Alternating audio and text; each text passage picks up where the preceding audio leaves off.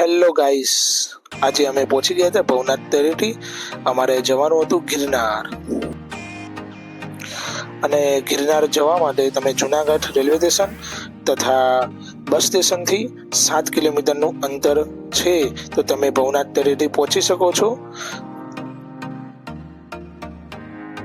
અને બસ સ્ટેશનથી પણ આવી શકો છો ભવનાથ તળેટી.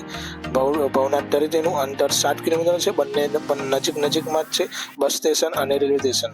તો તમે બસ સ્ટેશન તથા રેલવે સ્ટેશનથી રિક્ષામાં આવી શકો છો. શેરિંગ રિક્ષામાં આવશો તો 30 રૂપિયા ભાડું છે, અને જો પર્સનલ કરશો તો 150 રૂપિયા જેવું ભાડું લેશે. અમે લોકોએ તો ગિરનાર ચડવા માટે સવારે 5 વાગે જાગી ગયા હતા અને 5 વાગે નાસ્તો કરીને નીકળી પડ્યા હતા.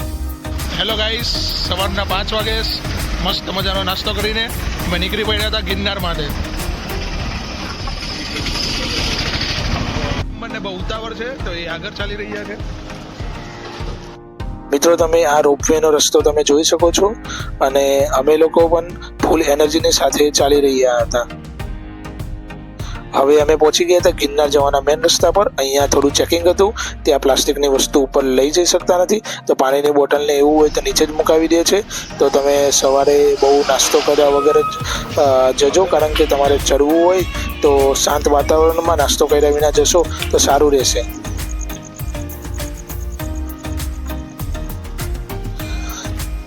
ગિરનાર ચડવું એક ધાર્મિક માન્યતા પણ માનવામાં આવે છે. ગિરનાર પર ટોટલ 10,000 સ્ટેપ છે, અને અહીંયા 5,000 સ્ટેપ પર અંબાજી મંદિર છે, અને 5,000 સ્ટેપ પછી ઉપરના 5,000 સ્ટેપમાં દત્તાત્રેયનું મંદિર છે. મિત્રો, તમે જોઈ શકો છો જુનાગઢનું શહેર કેટલું મસ્ત લાગે છે રાત્રિના નજારામાં.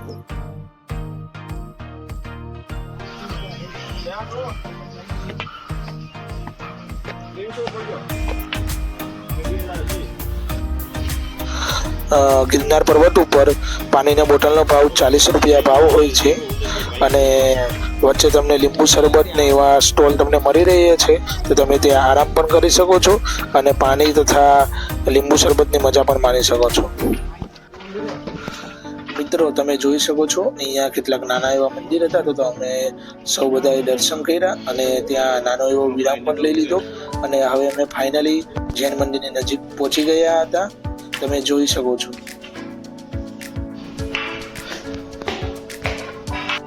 અને તમે ક્યારેય પણ ગિરનાર અથવા કોઈ પણ જગ્યાએ તમે ટ્રેકિંગ માટે જતા હોય તો અંધારામાં જેટલું અંતર કપાઈ જાય તેટલું સારું રહે છે. અને દિવસેમાં ગરમીને કારણે તમે વધારે ચડી શકતા નથી કે ચાલી શકતા નથી, તો બને 4,000 સ્ટેપ બાકી છે. હવે ખાલી થોડોક થાક લાગ્યો છે. 3 થી 4 વખત રેસ્ટ લીધો છે. જય ગિરનારી.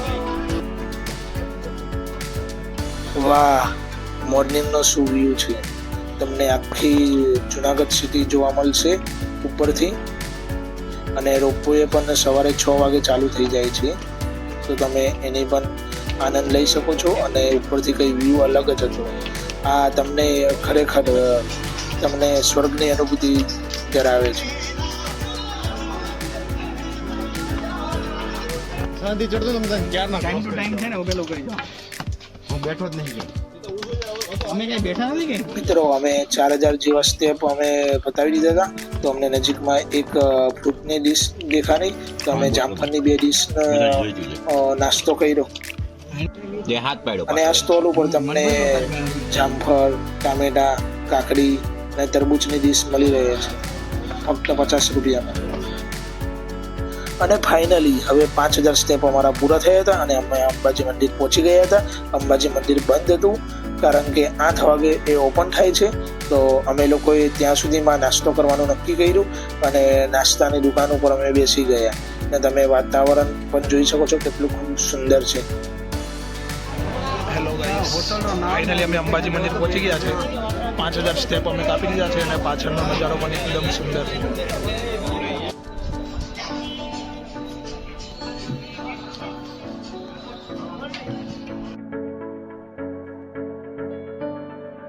અને નાસ્તાના સ્ટોલ ઉપર જઈને અમે સૌપ્રથમ ચા મંગાવી, સાથે ફાફડા, જલેબી તથા વનેલા ગાંઠિયા જેવી વસ્તુ મંગાવી અને નાસ્તો કર્યો.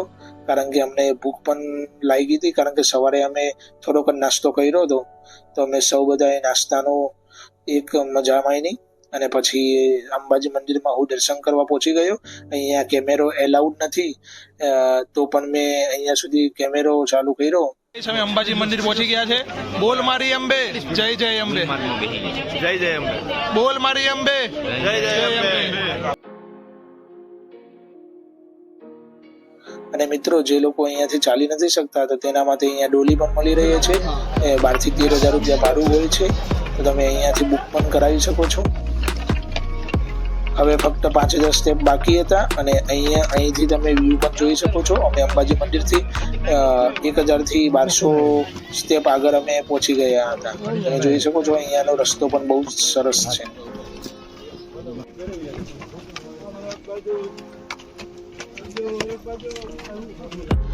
મિત્રો, અમે ગુજરાતના સૌથી ઊંચા શિખરે હવે પહોંચી ગયા હતા.